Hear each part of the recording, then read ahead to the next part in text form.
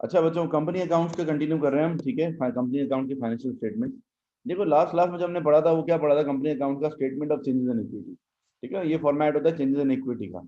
Word से पता चल रहा है चेंजेस इन इक्विटी का क्या मतलब है। इक्विटी के अंदर जो चेंजेस हुई हो, कम या ज्यादा हुआ हो इक्विटी में, वो नोट करना है इसमें। ठीक है।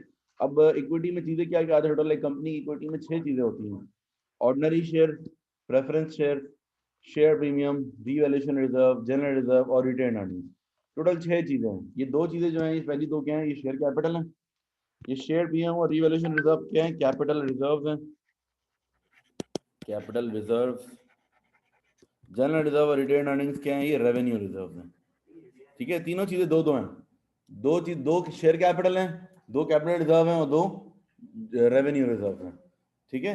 अच्छा, अब बात यह है कि किसी भी कंपनी की फाइनेंशियल स्टेटमेंट में और सोल ट्रेडर की फाइनेंशियल स्टेटमेंट में क्या फर्क होता है। सोल ट्रेडर के अंदर क्या बनता है, सोल ट्रेडर के अंदर बनता है इनकम स्टेटमेंट और एसओएफपी, दो चीजें। पार्टनरशिप में क्या होता है, पार्टनरशिप में होता है इनकम स्टेटमेंट, दूसरा एप्रोप्रिएशन,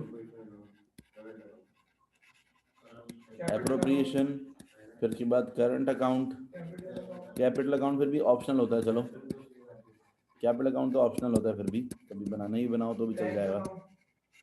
और नहीं नहीं, और बनता है क्या कहते हैं एसओएफपी। ये बैंक अकाउंट वगैरह जब बनता है वो रेजोल्यूशन में, जब कंपनी पार्टनरशिप बंद हो रही हो। ये चलते हुए बिजनेस की बात करें अभी हम। तीसरा जो है कंपनी, कंपनी के जो है ना कहते हैं, कंपनी के पब्लिश्ड अकाउंट्स कहते हैं इसको, पब्लिश्ड, जो शेयर होल्डर्स को हम भेजते हैं, पब्लिश्ड अकाउंट्स को कहा जाता है। उसके अंदर क्या चीज़ें आती हैं, number 1 income statement, number 2 statement of changes in equity, SOCIE कहते हैं शॉर्ट फॉर्म में इसको, statement of changes in equity, बहुत लंबा नाम है, मैंने शॉर्ट फॉर्म लिखे है, statement of changes in equity. Number 3 SOFP, number 4 this cash flow, cash flow statement A2 में है। और एक और चीज है नोट्स, यानी कि डिस्क्लोजर्स। ये क्या चीज़ है, ये अभी आप लोग का सवाल आएगा, सर ये नोट्स क्या होता है। बेसिकली कंपनी के जो इनकम स्टेटमेंट और एसओएफपी वगैरह जो कुछ भी हम बनाते हैं ना, तो खास तौर पे इनकम स्टेटमेंट बहुत कंसाइज इनकम स्टेटमेंट बनती है कंपनी की। तो उसके लिए फिर डिटेल जो है नोट्स में होती है। जैसे कि फॉर एग्जांपल कंपनी की जब हम इनकम स्टेटमेंट बनाते हैं, सेल्स आएंगी ना, सेल्स के बाद लेस सेल्स रिटर्न नहीं करना होता। इस सेल्स की जो मैं वैल्यू लिख रहा हूँ ना, ये एक्चुअली नेट सेल्स ही लिख रहा हूँ, सेल्स में सेल्स रिटर्न माइनस करके ही लिखूंगा। ठीक है, अगर मतलब जब नॉर्मली हमारे पास तो क्वेश्चन में सेल्स ही गिवन होती है, लेकिन प्रैक्टिकली कंपनीज में जो है ना सेल्स बहुत सारी किस्म की होती हैं, किसी कंपनी की एक चीज़ सिर्फ सिंपल नहीं बेचता है, तो सेल्स की पूरी डिटेल होती है। अब वो डिटेल 2-3 पेज की होती है कि सेल्स की ये फिगर बनी कैसे। अब जैसे मैं पीएसओ की बात कर लूँ, पीएसओ का मैंने ऑडिट किया था, पीएसओ सिर्फ पेट्रोल थोड़ी बेचता है। पीएसओ पेट्रोल बेचता है, डीजल बेचता है, लुब्रिकेंट्स बेचता है वो, इसके अलावा फर्नेस ऑयल, कहते हैं फर्नेस ऑयल जो कि इलेक्ट्रिक वगैरह को टरबाइन चलाने के लिए देते हैं वो बेचता है, जेट फ्यूल बेचता है, प्लेन का जो फ्यूल होता है वो बेचता है। और इसके अंदर भी डिपार्टमेंट्स हैं अलग अलग, कि भाई सिंध के डिपार्टमेंट ने इतना बेचा। फिर इसके पेट्रोल पंप भी डिफरेंट कस्टमर डिफरेंट टाइप के हैं, कुछ कंपनी के खुद के पेट्रोल पंप्स हैं, कुछ इंडिविजुअल बंदों के पेट्रोल पंप्स हैं। ठीक है ना। तो ये सारा कुछ डिटेल, सेल्स की डिटेल पूरी कुछ चंद पेजेस में जाके आएगी, तो इनकम स्टेटमेंट इतनी बड़ी हो जाएगी यूँ तो। इसलिए क्या कहते हैं, इनकम स्टेटमेंट में एक फिगर यहाँ लिखेंगे W1। W1 कहाँ मिलेगा आपको, नोट्स के अंदर, यहाँ लिख देंगे नोट 1, यहाँ लिख देंगे नोट 1। नोट्स के अंदर डिटेल होती है हर चीज़ की। ये सेल्स लिख दिया, साथ में लिख दिया नोट 1, अगर सेल्स में कुछ कैलकुलेशन है ना प्लस माइनस वगैरह, तो वो नोट्स में नोट 1 में आ जाएगी। फिर आपने लिखा लेस कॉस्ट ऑफ सेल्स, अब कॉस्ट ऑफ सेल्स में आपने लिख दिया नोट 2। बस एक value cost of sales minus कर देंगे ग्रॉस प्रॉफिट। आधे पेज में इनकम स्टेटमेंट आया थी कंपनी में, और सारी ये opening inventory, add purchases, add carriage inward, ये सब कुछ कहाँ आएगा, नोट्स में। मैं एग्जांपल दे रहा हूँ, कंपनी की अगर इनकम स्टेटमेंट बनाते हैं ना तो बिल्कुल छोटी इनकम स्टेटमेंट बनती है कि आपका ये सेल्स आएगा, सेल्स के बाद लेस कॉस्ट, मतलब हर चीज में नोट आ जाएगा, जो जिसमें भी डिस्क्रिप्शन होगी ना। अगर सेल्स में कोई डिस्क्रिप्शन नहीं है तो वो ऐसे ही लिख देंगे, फिर नोट नहीं आएगा। ठीक है, नॉर्मली होती भी नहीं है क्वेश्चन में, हमारे सीधी सेल्स की एक वैल्यू दी हुई होती है। लेकिन कॉस्ट ऑफ सेल्स में तो डिस्क्रिप्शन होती है ना, opening inventory, plus purchases minus closing inventory, कम से कम ये तीन चीजें तो होती हैं। अगर कैरेज इनवर्ट और परचेज रिटर्न भी हो सकता है कभी कभार, लेकिन गुड ड्राइंग्स नहीं होगा कंपनी में, ठीक है ना। अच्छा, अब क्या हुआ, ग्रॉस प्रॉफिट। ग्रॉस प्रॉफिट के बाद ऐड करेंगे हम अदर इनकम, अगर कोई हो तो। अदर इनकम भी वैसे नॉर्मली कम ही होती है, ज़्यादातर क्वेश्चन में नहीं होती। अदर इनकम मतलब जो कैंटीन वगैरह दी होगी किसी को, इसके अलावा कुछ अगर रेंट पे जगह, हाँ मतलब ये जो पेट्रोल पंप ओनर्स जो हैं उनसे अगर कोई पैसे चार्ज करते हो, फ्रेंचाइज फीस वगैरह, ठीक है ना। अच्छा, अदर इनकम होगी, फिर लेस करेंगे एक्सपेंसेस। अच्छा, अब एक्सपेंसेस में मजे की बात क्या है, एक्सपेंसेस में नोट वन नहीं होगा। एक्सपेंसेस के अंदर जो है सिर्फ दो ही टाइप के एक्सपेंसेस आएंगे। एक आएगा एडमिनिस्ट्रेटिव एक्सपेंसेस और selling expenses, distribution expenses, sorry, administrative और डिस्ट्रीब्यूशन एक्सपेंसेस, दो तरह के एक्सपेंसेस होंगे। इन दोनों के अंदर आ जाएगा नोट 3, नोट 4, मतलब इसके अंदर जो भी डिटेल होगी वो नोट्स में आ जाएगी।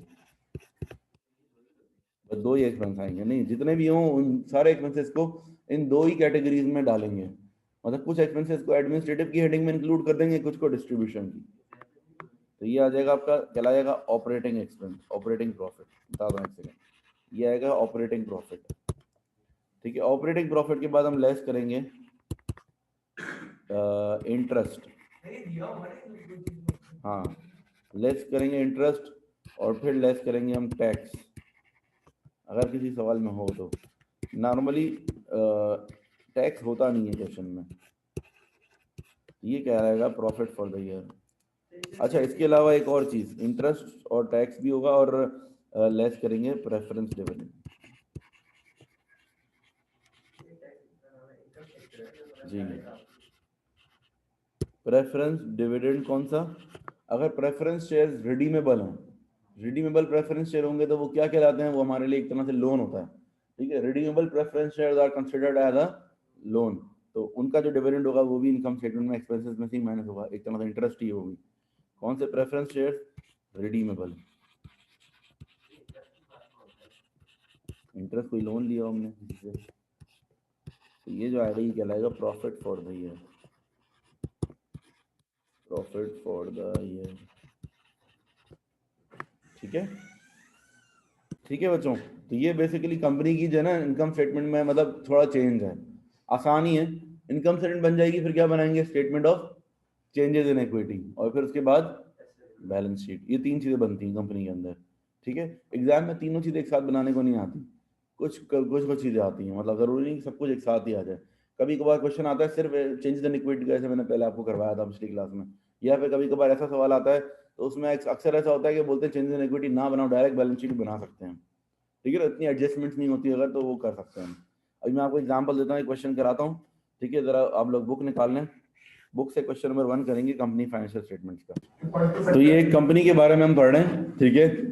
अच्छा, एक कंपनी है, कहते हैं उसकी आपको सारी इन्फॉर्मेशन बताई हुई है, ठीक है। और इस इन्फॉर्मेशन के जरिए अब आपको करना क्या है, सबसे पहले तो इनकम स्टेटमेंट बनानी है, फिर चेंजेस इन इक्विटी, और फिर बैलेंस शीट यानी कि एसओएफपी।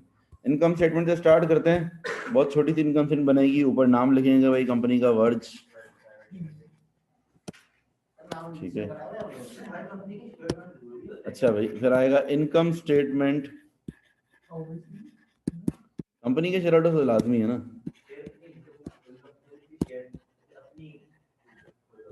Year ended, for the year ended क्या है भाई, ये 31 दिसंबर 2019।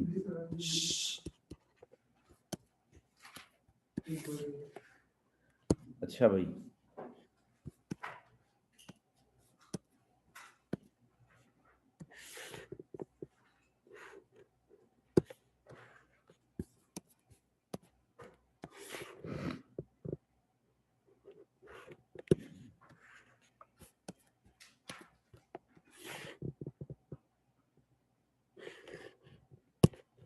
ठीक है बच्चों, स्टार्ट करेंगे हम सेल्स से। सेल्स कितने की है देखो सवाल में, सेल्स हैं, रेवेन्यू है सेल्स, ये 478000, 478000 डायरेक्ट सेकंड कॉलम में लिखेंगे। ठीक है, ये जो सेल्स गिवन होंगी हमें ये नेट सेल्स ही हैं। अच्छा भाई, सेल्स के बाद लेस करेंगे cost of sales. Cost of sales के साथ आप लिख दो नोट 1। ठीक है, अब आपको जो है ना अगर कहीं पर यहाँ साइड पर नोट सॉल्व करना है, पहले आपने लिखा नोट 1।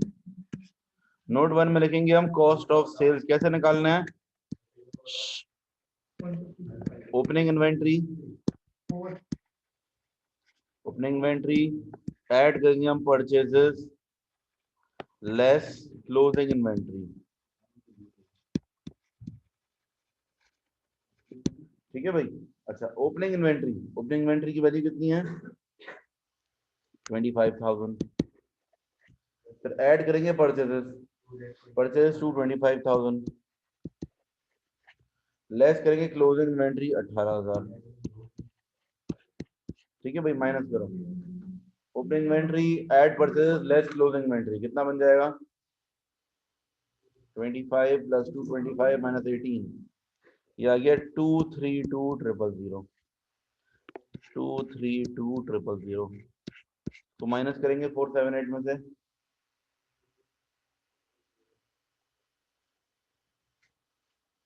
तो आ जाएगा 246,000। ये हमारा हो गया gross profit.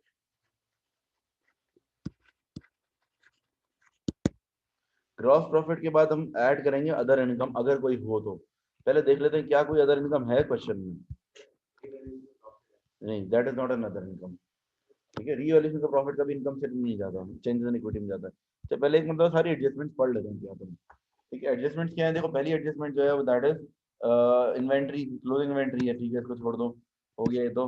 Bad debt of 5,000 are to be written off, 5,000 का बैड डेट करेंगे, एक्सपेंस में जाएगा एक तो, और सेकंडली दूसरा क्या होगा कि ये ट्रेड रिसीवेबल से कम हो जाएगा।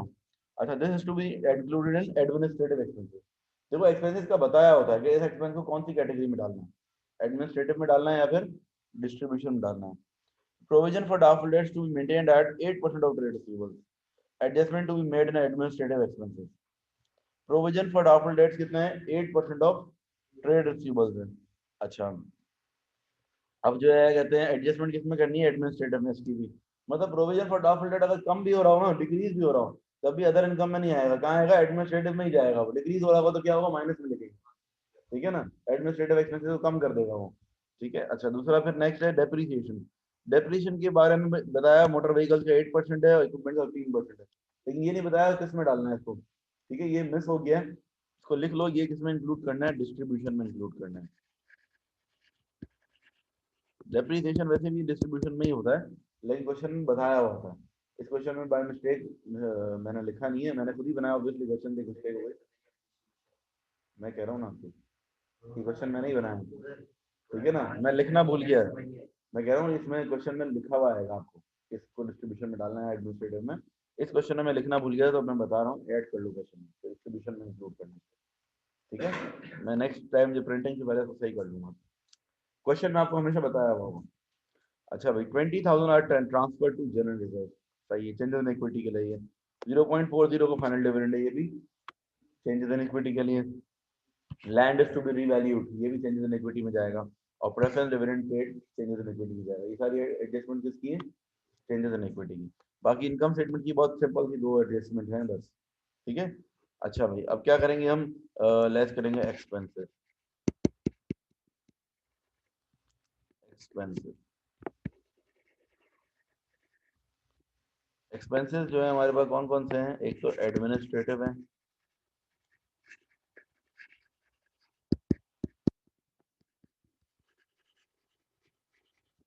और दूसरा है डिस्ट्रीब्यूशन एक्सपेंस।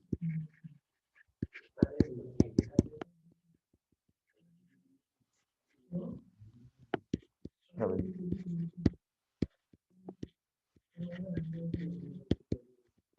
ठीक है, एडमिनिस्ट्रेटिव एक्सपेंसेस में नोट 2 में आ जाएंगे, यहाँ लिखते हैं नोट 2। मतलब है नहीं कोई क्वेश्चन में ना। अब एडमिन एक्सपेंसेस में क्या क्या आएगा, देखो पहला तो ये ट्रायल बैलेंस की फिगर। ट्रायल बैलेंस में कितनी फिगर दी एडमिनिस्ट्रेटिव की,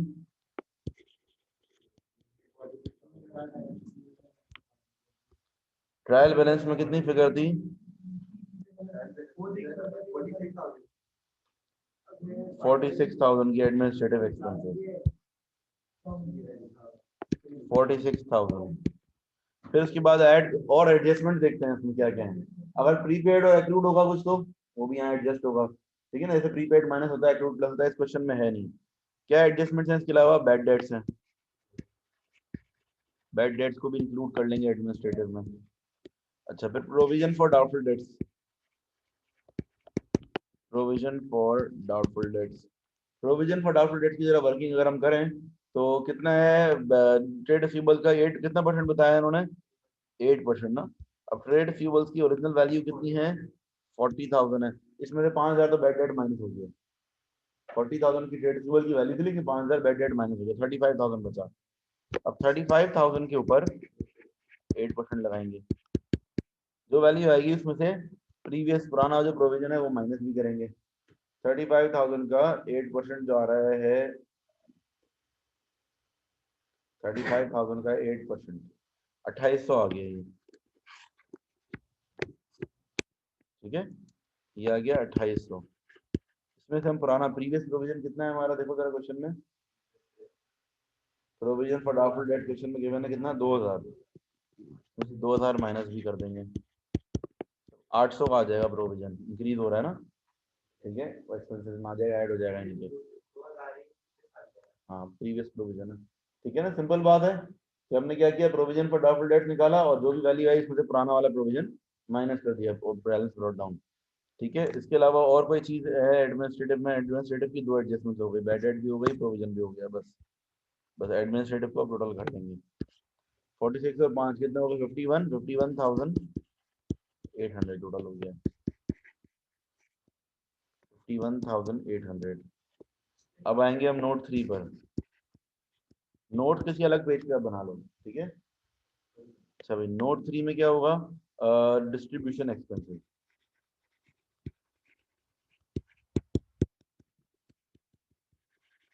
डिस्ट्रीब्यूशन एक्सपेंसेस,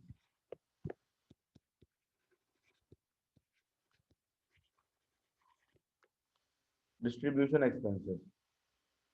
अब देखो ट्रायल बैलेंस में कितनी वैल्यू है डिस्ट्रीब्यूशन एक्सपेंसेस की?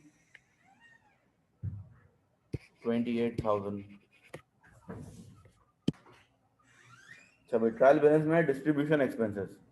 अब उसके बाद हम क्या करेंगे इसमें, जो है कहते हैं एडजस्टमेंट्स करेंगे।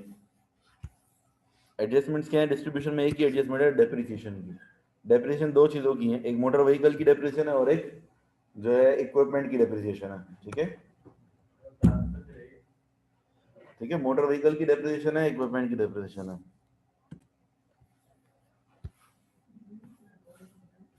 अच्छा भाई, ट्रायल बैलेंस के अंदर वैल्यूज की है 28,000 और डेप्रिसिएशन कौन कौन सी है हमारे पास? एक मोटर व्हीकल्स की 8% है, ठीक है। मोटर व्हीकल्स की डेप्रिसिएशन, मोटर व्हीकल्स की डेप्रिसिएशन है 1,00,000 का 8%, 8,000 हो गया। और दूसरा है इक्विपमेंट, इक्विपमेंट की जो डेप्रिसिएशन है वो कितनी है? 70,000 माइनस 12,000 मल्टीप्लाइड बाय कितना परसेंट है? 15% है इसका, ठीक है ना। रिड्यूसिंग बैलेंस मेथड है, इक्विपमेंट का जो डेप्रिसिएशन है वो रिड्यूसिंग बैलेंस मेथड है। 70,000 की कॉस्ट है, इसमें से 12,000 का प्रोविजन है और उसके ऊपर 15% लगाएंगे। 70,000 माइनस 12,000 इंटू 15%, 70 माइनस 12 कितना हो गया? 58,000, 8,700 आ जाएगा।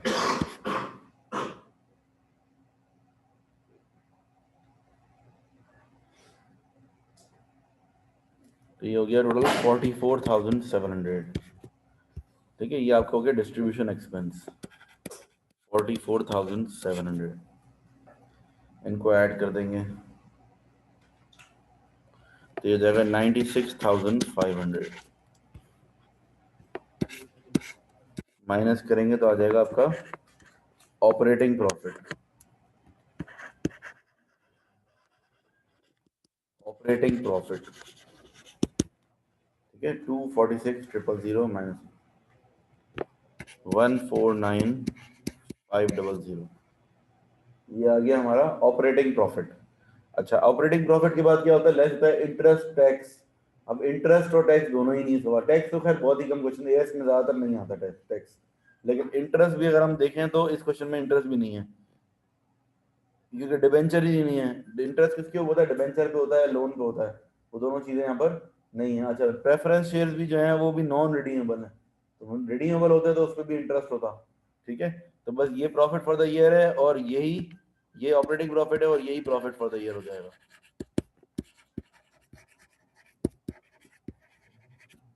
ठीक है, तो ये हमारी इनकम स्टेटमेंट हो गई कंप्लीट।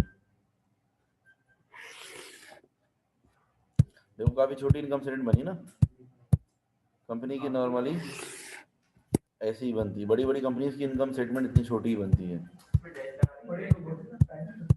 भाई, क्योंकि वो इनकम स्टेटमेंट डिटेल्स सारी वो चाहते हैं कि भाई इनकम स्टेटमेंट ऐसी हो कि देखने में आसानी हो। क्योंकि अगर जैसे कि कॉस्ट ऑफ सेल्स है, अब कॉस्ट ऑफ सेल्स हमारी तो 3 लाइनों की होती है ना, opening inventory plus purchase minus closing inventory. अब वो कॉस्ट ऑफ सेल्स की बड़ी लंबी लंबी डिटेल्स दी हुई होती है। 10,000 किस्म की प्रोडक्ट कंपनी खरीद रही होती है, बेच रही होती है, तो मतलब बहुत लंबा होता है।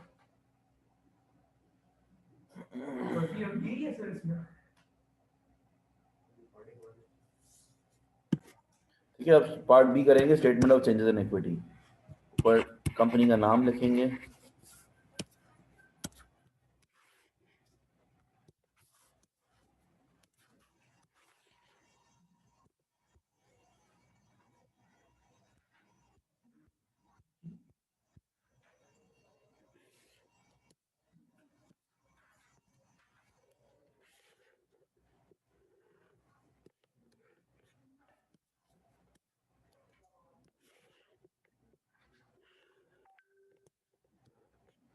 भाई statement of changes in equity में टोटल कितने 7 कॉलम बनते हैं।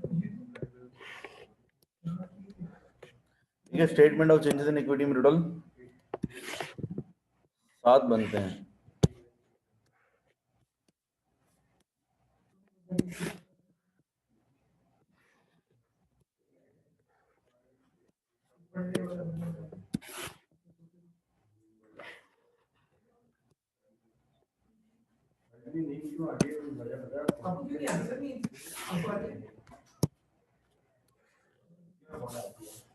बिल्कुल भी टोटल बताओ, तुम सबका टोटल क्या आ रहा है? कितना आ रहा है? एक दफा दोबारा कर लो। देखो 80 और 25 कितना हो गया? 105 और 20 125 और 12 137 और 30 167,000। अच्छा, अब पहली एंट्री क्या आएगी? Profit for the year.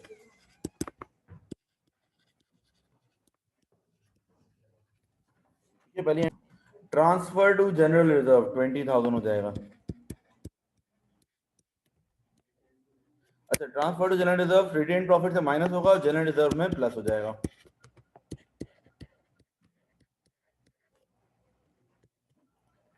अच्छा भाई, फिर फाइनल ऑर्डिनरी डिविडेंड ऑफ 0.40 पर शेयर हैव बीन पेड। अब फाइनल डिविडेंड जो है वो 0.40 पर शेयर है, तो फाइनल डिविडेंड 0.40 पर शेयर। आप 80,000 शेयर हैं और एक शेयर को कितना दे रहे हैं हम? 0.40। अब 80,000 का 0.40 लगाएंगे तो कितना हो जाएगा? ये 32,000। ये माइनस हो जाएगा रिटेन प्रॉफिट से, टोटल में से भी माइनस होगा। 40 है, 40 ये करेक्ट है। अच्छा भाई, फिर land is to be revalue to 150,000। Land की वैल्यू पहले कितनी थी? देखो 120, अब 150 हो गए, 30,000 रुपये बढ़ गए। लिखेंगे revaluation of land, revaluation of land. Land की रीवैल्यूएशन कितनी है? 150,000 है, तो मतलब सॉरी 30,000 है।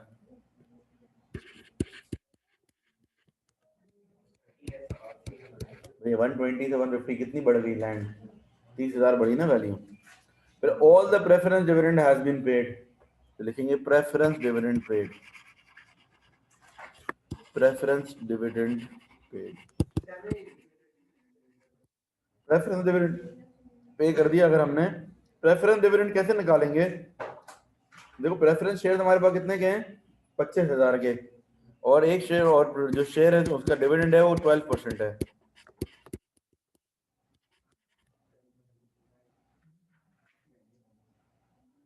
25,000 का 12% मतलब 3,000।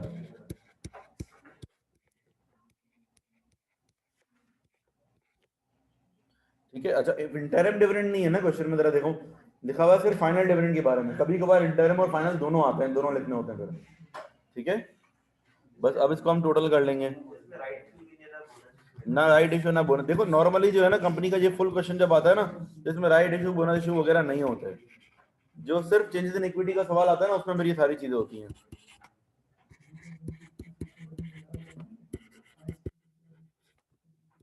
टोटल कर लेंगे बस इसको।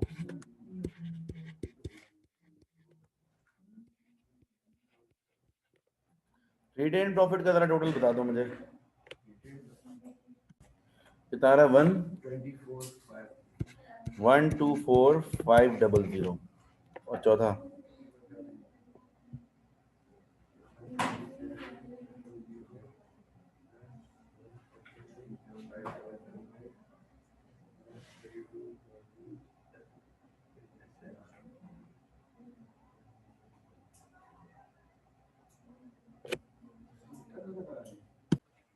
अच्छा भाई, नॉन करंट एसेट से हम स्टार्ट करेंगे। नॉन करंट एसेट कौन कौन से? तीन है हमारे पास नॉन करंट एसेट, ठीक है ना। पहला नॉन करंट एसेट है हमारे पास मोटर व्हीकल, दूसरा है इक्विपमेंट और लैंड है तीसरा ना। अच्छा भाई, लैंड जो है ना वो तो रीवैल्यू हुई है, तो लैंड की वैल्यू तो हम डायरेक्टली वो थर्ड कॉलम में लिख देंगे 150,000। लैंड पर कोई डेप्रिसिएशन नहीं है। अच्छा, मोटर व्हीकल और इक्विपमेंट की डेप्रिसिएशन है। मोटर व्हीकल्स की जो है क्या कहते हैं कितनी की वैल्यू है? मोटर व्हीकल्स की वैल्यू 1 लाख है, ठीक है। और बीच वाले कॉलम में क्या आएगी? डेप्रिसिएशन आएगी उसकी। मोटर व्हीकल्स की डेप्रिसिएशन कितनी है? 10,000 है। और हमने करंट ईयर की डेप्रिसिएशन कितनी लिखी थी मोटर व्हीकल्स की? 8,000। ये 10 और 8 मिला के कितने हो गए? 18,000 हो गए, ठीक है ना। बीच वाले कॉलम में कौन सी आती है डेप्रिसिएशन? एक्यूमुलेटेड। तो 10,000 गिवन है क्वेश्चन में, और 8,000 रुपये हमने जो है इनकम स्टेटमेंट में लिखी थी, ये आ गए 82,000। फिर आते हैं इक्विपमेंट पर। इक्विपमेंट की डेप्रिसिएशन कितनी है? 70,000 कॉस्ट है। और प्रोविजन फॉर डेप्रिसिएशन कितना होगा? 12,000 क्वेश्चन में गिवन है और 8,700 अलग से है, ठीक है। 12,000 और 8,700 अलग से है, ये हो जाएगा 20,700। 8,700 था। डेप्रिसिएशन कितना लिखा था हमने?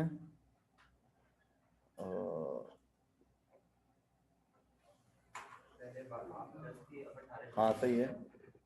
अच्छा भैया, अब इनको माइनस कर देंगे, तो ये कितना हो जाएगा? 70,000 माइनस 20,700, तो ये आई थिंक 49,300 हो जाएगा। इन तीनों को ऐड कर लेंगे, टोटल नॉन करंट एसेट्स हो जाएंगे।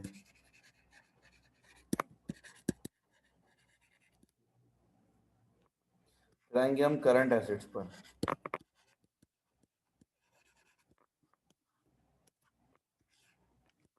करंट एसेट्स में आएगा closing inventory, then trade receivables,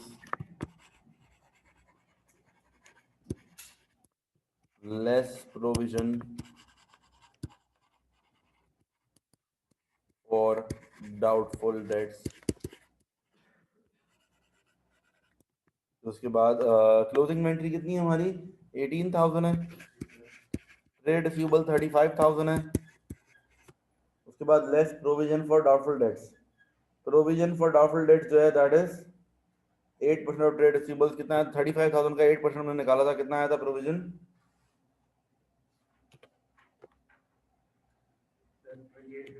2,800, ठीक है। माइनस करेंगे 35,000 माइनस 2,800, कितना हो जाएगा ये? 32,200, ठीक है। उसके बाद क्या आता है? बैंक जो था ना, बैंक की जगह लिखते हैं कैश एंड कैश इक्विवेलेंट्स।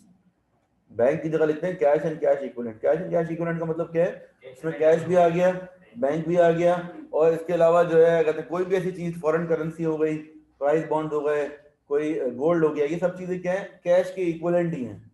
जब चाहो कैश में कन्वर्ट हो जाए तो इसको बोलते हैं कैश एंड कैश इक्विवेलेंट, ठीक है। तो अब ये है कितना? बैंक में पैसे कितने हैं हमारे पास? बैंक में जो पैसे हैं हमारे पास हैं तकरीबन, बैंक में कहाँ गया, बैंक की वैल्यू जो है 30,000। अच्छा लेकिन एक मसला है, बैंक में हमारे पास है 30,000 और हमने डिविडेंड कितने का पे कर दिया है। अब जरा देखो ये फाइनल डिविडेंड जो हमने पे करा है, दो डिविडेंड पे किए हमने, 32,000 का ऑर्डिनरी का और 3,000 का प्रेफरेंस का। 30 बैंक में 30,000 थे और 35,000 का डिविडेंड पे कर दिया। इसका मतलब है बैंक में क्या हो गया होगा, ओवरड्राफ्ट। 30,000 रुपए के बैलेंस बैलेंस था बैंक में, 35,000 की पेमेंट हो गई। इसका मतलब है ये क्या है, बैंक ओवरड्राफ्ट हो जाएगा। यहाँ पर बैंक नहीं आएगा, कहाँ जाएगा ये, लायबिलिटीज में। देखो हमने चेंजेस इन इक्विटी में जितनी भी एडजस्टमेंट्स हमारी होती हैं, जो नीचे हम एडिशनल फंक्शन में चीजें होती हैं, हर चीज के दो इफेक्ट होते हैं ना।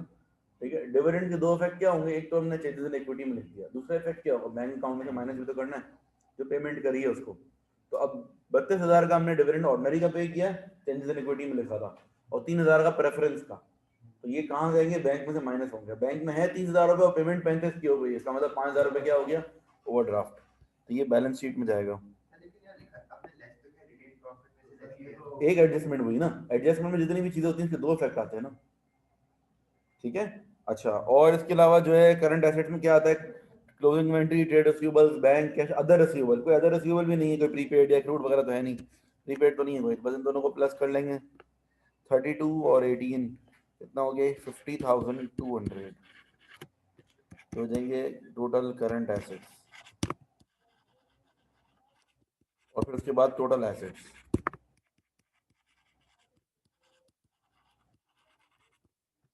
इनको ऐड कर लेंगे। अच्छा टोटल नॉन करंट भी मुझे बता दो, और ये भी बता दो नॉन करंट का टोटल क्या बन रहा है, 82, 49, 300, 150। कैलकुलेटर यूज कर लो।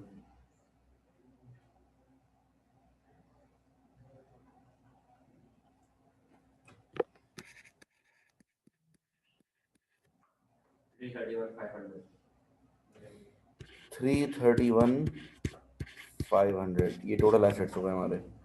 फिर हम जाएंगे equity and reserve.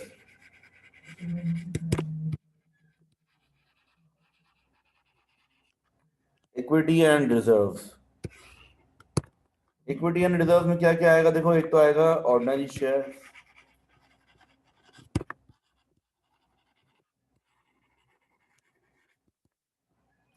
Ordinary share capital, preference share capital,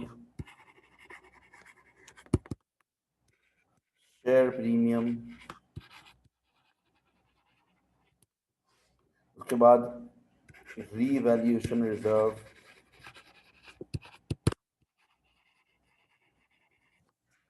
उसके बाद जनरल रिजर्व, और रिटेन प्रॉफिट टोटल।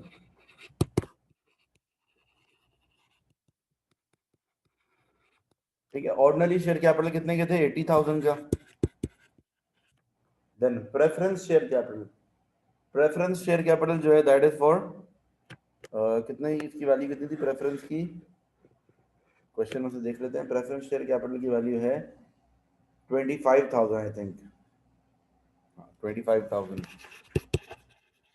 फिर शेयर प्रीमियम, ये सारी वैल्यूज कहाँ से आ रही, कौन सी वैल्यूज आएंगी यहाँ पर, बैलेंस सीडी आएगा इन सबका, ये सारी वैल्यूज आएंगी क्लोजिंग वैल्यूज, जो चेंजेस इन इक्विटी में क्लोजिंग वैल्यूज थी ना, ये सारी आएंगी यहाँ पर। ठीक है, तो 80,000, 25,000, फिर 20,000,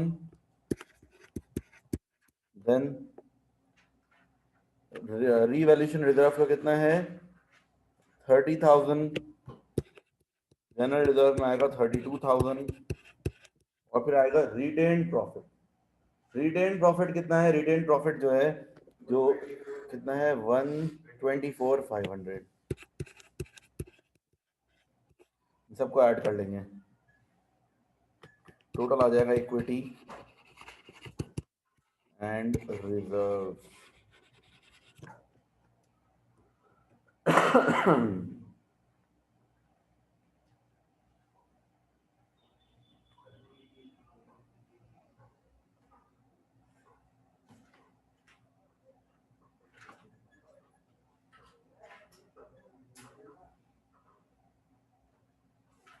टोटल बताओ बेटा, क्या ऐसे टोटल ऊपर हम निकाल ही चुके हैं ना वैसे भी, 311,500। अच्छा भाई, फिर इसके बाद नॉन करंट और करंट लायबिलिटी। नॉन करंट इस क्वेश्चन में है नहीं, निकालेंगे current liabilities.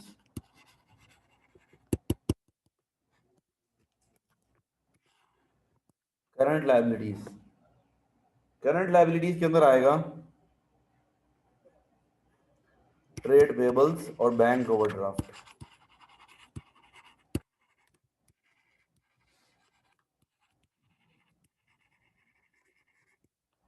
Trade payables and bank overdraft. ठीक है, ट्रेड पेबल्स की वैल्यू कितनी है?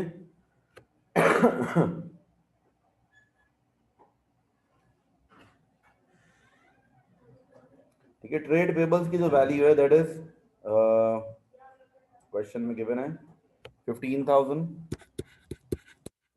बैंक ओवरड्राफ्ट कितने का था? 5,000 का था ना, ठीक है ना, क्योंकि 30,000 में से हमने 35 माइनस किया था, 20,000 हो जाएगा ये। अब इनको जरा हम अगर प्लस करें तो 331,500 आ गया। ठीक है, बैलेंस हो गया दोनों साइड से।